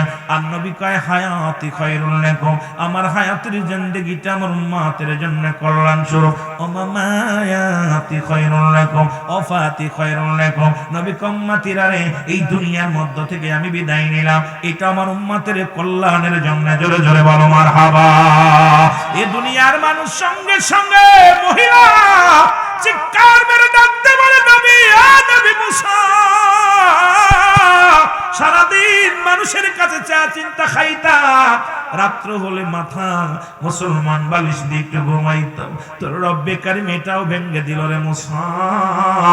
আমি শুকরিয়া আদায় করি আল্লাহর দরবারে, আল্লাহ সারাদিন যদিও সে চিনতে খায়, রাত্র হলেই একটা শোয়ার জায়গা আছে আলহামদুলিল্লাহ।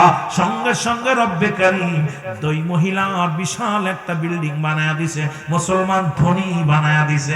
এবার যাইতে যাইতে মুসা নবী গেছে প্রতিবন্ধীর কাছে, প্রতিবন্ধী ডাক দে কয় নবী মুসা রে, তোমার আল্লাহরে জিগাইছো নি আমারে কেন বানাইলো?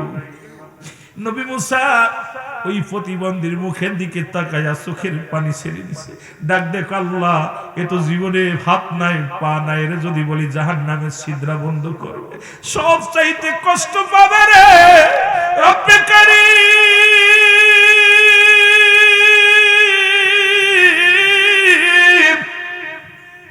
আমি কেমনে তোরে বলবো? প্রতিবন্ধী জিগায় নবী মুসা রে, তাড়াতাড়ি বলো তোমার রব কি বলেছে রে? প্রতিবন্ধীর জবাবে মুসা আলাইহিস সালাম বলে, প্রতিবন্ধী রে, রব্বে কারীম আমারে বলছে তোমারে দিয়া জাহান্নামের মধ্যে ছোট ছোট ছিদ্র আছে, এইগুলো তোমারে দিয়ে বন্ধ করবে। প্রতিবন্ধী চোখের পানি মুছে ডাক দে কাল আলহামদুলিল্লাহ। প্রতিবন্ধী ডাক দেখায় নবী মুসা রে, আমার জীবন ধন্য যে আমার আল্লাহ রাব্বুল আলামিন আমারে বিফলে বানাই নাই, বিনা প্রয়োজনে আমারে বানাই নাই, আমারে তো জাহান্নামের ছিদ্র বন্ধ করবে, আমার জীবনটা ধন্য। তবু আমি ধন্য, আমার আল্লাহ আমারে বানাইছে। আমার আল্লাহ কয় জিবরিল তাড়াতাড়ি যা নবী মুসা রে যে বল, আরে চোরে মই প্রতিবন্ধীরে জানায় একটা নাই দুটি নয়, আমি আল্লাহ ওর জন্য আমি 8টা জান্নাতের দরজা খুলে দিলাম। জোরে জোরে চিল্লায়া বলা যাবে না মারহাবা। আপনি যে হালাতে থাকেন শুকরিয়া আদায় করবেন রব্বে কারীমের। মুসা নবী এবার উত্তর দিয়া গেছে, আল্লাহর কাছে দেখা করে আসতেছে, হঠাৎ করে বনে বড় কষ্ট, এগুলো কল্পনা জল্পনা করে রওনা দিছেন। মুসা নবী পথের মধ্যে আস্তে আস্তে দেখে কয়েকটা লোক কবর খনন করে, কোনটা কুরল নিয়া কবর খোঁজে। মুসা নবী যায় সালাম দেয়, আসসালামু আলাইকুম ভাই, তোমরা কারা? কয় আমরা এই যে কবর খুঁজতে দেখছেন, কয় কার কবর খনেন? কয় এলাকার মধ্যে একজন মানুষের কবর দেয়া হবে, এখানে দাফন করা হবে। মুসা আলাইহিস সালাম ডাক দিয়ে বলে, বাইরে আশপাশে তো কোনো বাড়ি দেখি না, কার কবর হবে? কয় বাইরে ওই লোকটা দেখতে শুনতে আপনার মতো, চওড়া লম্বা চওড়া আপনার মতো, যদি কিছু মনে না করেন আমাদের সহযোগিতা করেন, কারণ কয়েকজন ফেরেশতা মানুষের সুরত ধরে কবর খনন করে। এইবার মুসা নবীকে আমার হাতে দাও, আমার হাতে কোদাল দাও, কোদাল দিয়া কোদাল খুন্তা দিয়া মুসা নবী নিজের কবর নিজে খনন করলেন, সুন্দর একটা কবর বানাইলেন। মুসা নবী কবরে যখন খনন করা হয়ে গেল, এইবার আজরাইল কাল্লা ডাক দে, আজরাইল দেরি করো না, জান্নাতের ভিতরে যাও, একটা জান্নাতি ফল নিয়ে আপেল নিয়ে বাইর হয়ে যাও, কারণ আমার নবী মুসা আপেল পছন্দ করে রে।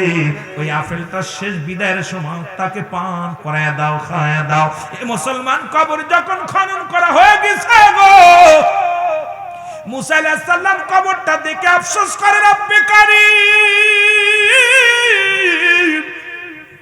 হায়রে নিষ্ঠুর কবর, কবর রে, কেমনে এই জায়গা মানুষ থাকবে রে? কোন জায়গায় লাইট নাই, বাতি নাই, সাথী নাই। আল্লাহ, হায়রে নিষ্ঠুর কবর। এই কবরের দিকে তাকায় গবেষণা করতে লাগলেন, এত অহংকার কিসের রে ভাই? কারণ জীবনের প্রথম কাপড় পরিধান করেছেন মানুষের হাতে, শেষ বিদায়ের কাপড় পরিধান করবেন মানুষের হাতে। তবে কেন মিথ্যা মামলা দাও? তবে কেন মানুষকে কষ্ট দাও, প্রতিবেশীরে কষ্ট দাও? কারণ জীবনের প্রথম লজ্জাস্থান তুমি ঢাকছে তোমার প্রতিবেশী গো। পৃথিবীর প্রথম কাপড় পরেছো মানুষের হাতে, মানুষের সহযোগিতায়। আবার শেষ বিদায়ের কাফন দাফনের কাপড় পরবে মানুষের সহযোগিতায়। দাফন করাবে তোমার প্রতিবেশীরা, কবর খনন করবে প্রতিবেশীরা, জানাজা পড়বে প্রতিবেশীরা।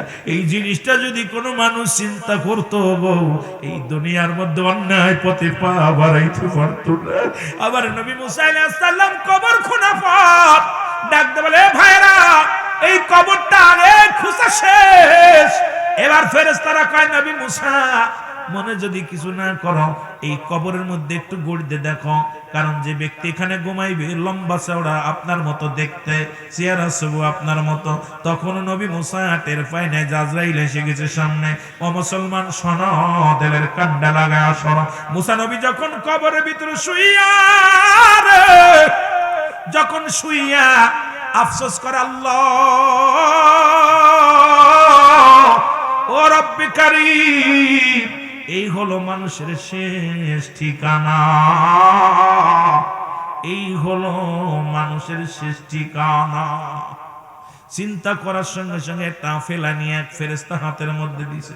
মুসা নবীর আর বুঝতে বাকি নাই, আরে আমি আফেল প্রিয় ছিলাম, কারণ ফল পছন্দ করতাম, এখন আমার সামনে আফেল চলে আসছে। মুসা নবী আফেলটা ভালো মতো যখন কামড় দিলেন, আল্লাহ আজরাইল তাড়াতাড়ি ঢুকে যাও মুসা নবীর মধ্যে। এবার আফেলটাও খাওয়া শেষ, মুসা নবীর জান্ডা কবাজও শেষ, মুসা নবীর ইন্তেকাল হয়ে গেল। যুবক, নবী মুসার কবর নিজে খনন করলো। আল্লাহ পাক কয় ডাক দেখো ফেরেশতারা মুসা নবীর কবর থেকে উত্তোলন করো, করা জান্নাত থেকে পানি আনো। জান্নাত থেকে পানি আনা হলো, মুসা নবীকে গোসল করানো হলো, মুসা নবীর জান্নাতি পোশাক পরানো হলো। অসংখ্য ফেরেশতা জানাজা পড়ায়া মুসা নবীর দাফন করে দিল। আজ পর্যন্ত পৃথিবীর সব মানুষ মুসা নবীর কবরটা কোন জায়গা নির্দিষ্ট কেউ বলতে পারে না। ওই মানুষ চিন্তা করে মুসা নবী যেহেতু তুর পারে যাইতো এই রাস্তা দিয়ে, আন্দাজের পর বিশাল একটা এরিয়া সুন্দর করে মুসলমান শুনে নাও, বিশাল একটা পাকা করে এরিয়া একটা দাঁড় করে রাখছে। সবাই বলে এটা মুসা নবীর কবর, কারণ মুসা নবীর কবর কোনো দুনিয়ার মানুষ দেন নাই, দুনিয়ার কোনো মানুষে দেন নাই। মুসা নবীর কাফন দাফনের কাজ সব কিছু করাইছে আমার আল্লাহ তার ফেরেশতা দিয়া। জোরে জোরে চিল্লায়া বলা যাবে না মারহাবা, আর একটু জোরে জোরে চিল্লায়া বলা যাবে না আল্লাহু আকবার। ও যুবক, সুতরাং এই মরণের পেয়ালা পান করতে হবে গো। 2 নাম্বার বিপদ হলো মানুষের কবর।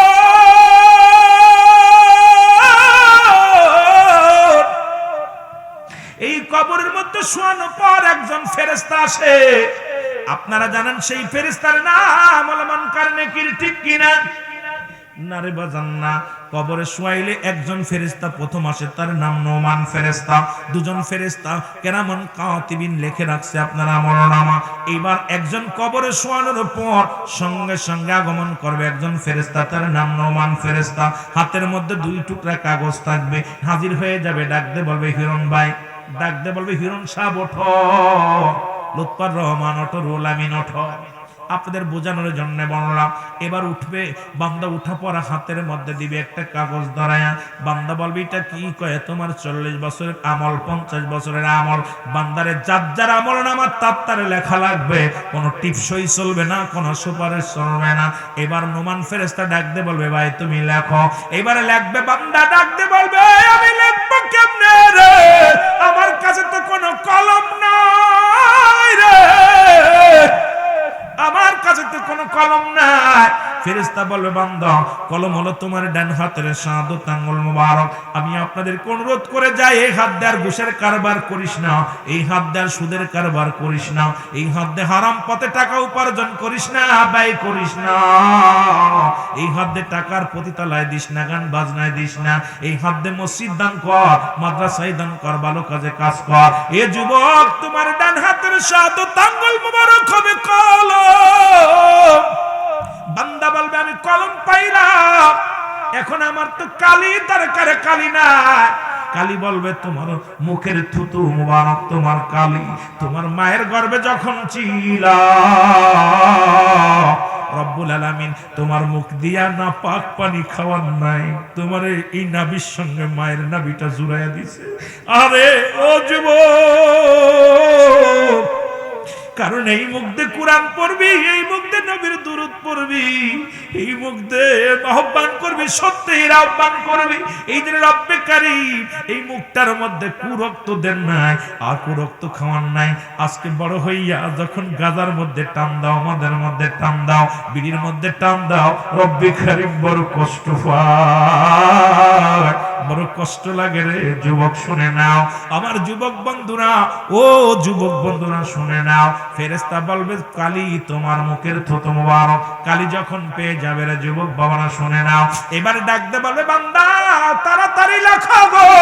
বলে আমি কালি পাইলাম, এখন আমি লিখবো কেমনে? বলে 3 টুকরা কাপড়ের কাপড় দেয়া হয় সঙ্গে, ও ভাই 5 টুকরা কাপড়ের কাপড় দেয়া হয়, 1 টুকরা কাপড়ের কাপড় টান দিয়ে খুলে নিবে, নিয়ে বল বান্দা লেখো। এবার মিনিটের মধ্যে সেকেন্ডের মধ্যে লেখা হয়ে যাবে। আর একটা টুকরা টান দিয়ে কালিন হাত থেকে কেড়ে নিবে, আর একখান কাপড়ের কাপড় কান টান দিয়ে খুলে নিবে গা থেকে, নিয়ে বল বান্দা লেখো। এবার দেখবে 70 বছরের জিন্দেগি কত রাকাত নামাজ কাজা দিছো, কত জায়গায় গান বাজনায় বসেছো, কত মেয়ে সর্বনাশ করেছো, কোথায় গাঁদা মদ খাইছো, কোথায় তুমি সুদের কারবার ঘুষের কারবার করেছো। ডাকতে বলবে ফেরেশতারা রে আমি লিখতে পারি না। এ মুসলমান ডান দিক থেকে মাটি চাপ দিবে রে,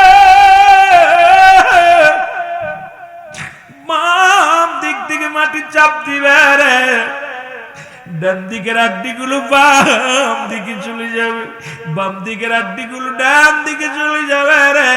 কবরে আযাব হয় যদি বিশ্বাস না হয়, বাড়ি যাইয়া আপনার মা বাবার কবরের কাছে একটা গরু বানবেন, একটা ছাগল বানবেন, বান্দিয়া দূরে দাঁড়ায় থাকবেন, ভালো খাবার দিবেন, দেখবেন গরুটা চোখ দিয়ে দর দর করে পানি ছেড়ে দিছে, টালুমালু তাকাইবে, রশি ছিঁড়াছিঁড়ি করবে।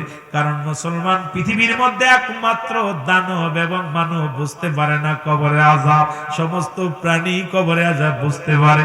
এই জন্য আমার নবীজি, আমার আল্লাহ বিধান দিছে আমার রাসূলের কাছে, যখন কোনো মানুষ মারা যায় 6টা হক থাকে সন্তানের, তার মধ্যে 1 নাম্বার হলো তাদের জন্য মাগফিরাত কামনা করা, 2 নাম্বার তাদের জন্য সবর রেশনি করা, 3 নাম্বার মুসলমান তার ওসিয়াত পূরণ করা, 4 নাম্বার তাদের দিনা পাওনা পরিশোধ করা, 5 নাম্বার মুসলমান শুনে নাও 5 নাম্বার তার আত্মীয়স্বজনের সঙ্গে যোগাযোগ করা, 6 নাম্বার হলো যুবক পিতা মাতার সময় করে বেশি বেশি করে তাদের কবরটা জিয়ারত করা।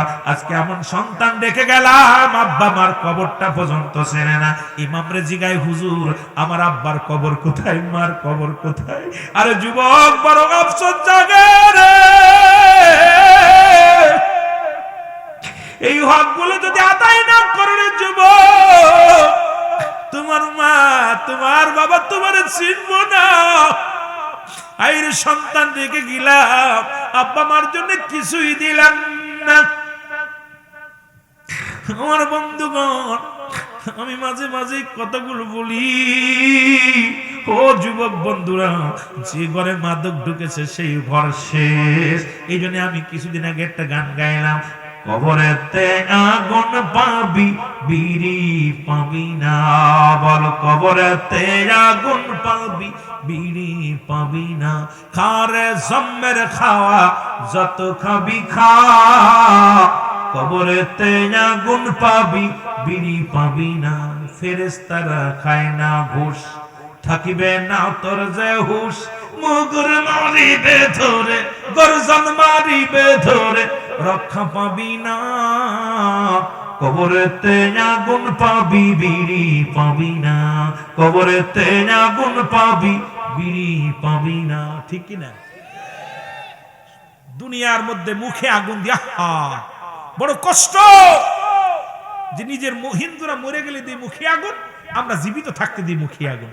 আমার বাবারা, আরেকটা গান গাইলাম কিছুদিন আগে, ও বোড়ার চুল পেকেছে পাকছে দাড়ি গাল করেছে ব্যাক, তোরা দেখ তোরা দেখ রে, তবু বুড়া টানে সিগারেট, বুড়ার পাউ গেছে কবরে, বুড়া হাতে নিছে লাঠি, বুড়ার মুখে জলে বাইরে, বুড়ার মুখে জলে বাইরে, জুনের গুদের বাতি, বুড়ার চুল পেকেছে পাকছে দাড়ি গাল করেছে ব্যাক, তোরা দেখ রে, তবু বুড়া টানে সিগারেট। ঠিক না? বুড়ো হয়ে গেছে, টান দিতেছে, পাঁচটা পাঁচটা গর্ত হয়ে গেছে, কপাল পুরা চুলগুলো পেকে গেছে, এখন মরার চিন্তা নেই। যেটা বলে ঠিক কিনা আমার বাবারা? তবে বিড়ি সিগারেট খাইলে 3টে উপকার হয়। কয়টা? জোরে বলেন কয়টা?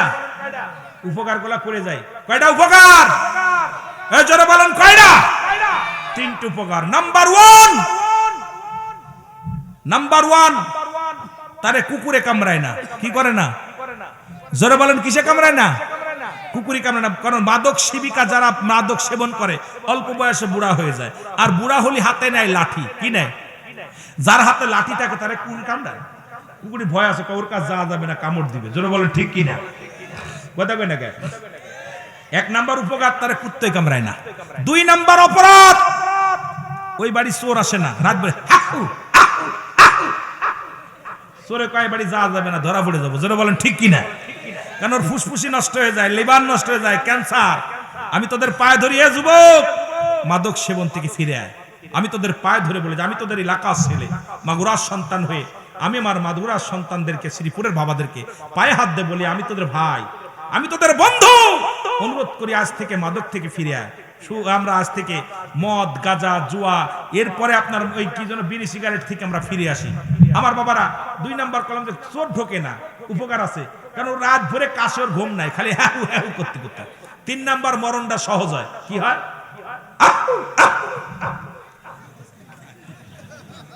এক কাশি দিয়ে শেষ। কারণ ওই যে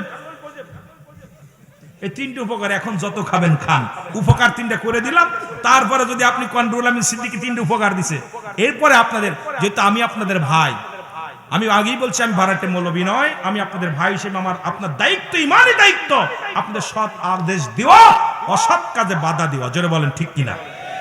এই জন্য আমরা সবাই আপনাদের ভাই, আমরাও আপনাদের ভাই, আমরাও আপনাদের ভাই, আপনারাও আমাদের ভাই। জোরে বলেন ঠিক কিনা?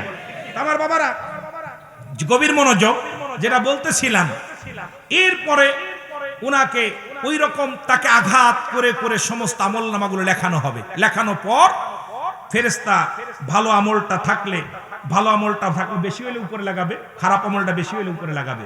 উনি বলবে গুড বাই, বিদায়। আরে ফেরেশতা বলে গুড বাই, বিদায়, আমি একটু পরে কবরে আসবে মানকার নেকির, তোমার আমল নামা দেখবে। তখন উনি আফসোস করবে, তোমাকে 40 বছর 50 বছর হায়াত দেওয়া হলো, তুমি গুনাহ মাফ করে আসতে পারো নাই, তুমি অচাল মাল। কথা বুঝলেন? তোমার কবরের পর মনকার নেকির এসে দেখবে আপনার আমল নামাটা। দেখা পর তুমি যদি ভালো আমল হয়, জান্নাত থেকে একটা দরজা খুলে দিবে, কিয়ামত পর্যন্ত জান্নাতের নিয়ামত ভোগ করবে। আর যদি খারাপ আমল হয়, তোমাকে জাহান্নামের একটা দরজা খুলে দিবে। সারা জীবন ভরে কিয়ামত পর্যন্ত তুমি জাহান্নামের আগুন, বিচ্ছু, সাপ, বিচ্ছু এগুলো সব ভোগ করবে। সুতরাং রব্বে কারীম যেন আমাদের আমলটা ভালো করে কবরে যেতে পারি। যেন বলেন আমিন। আরো যেন বলেন আমিন।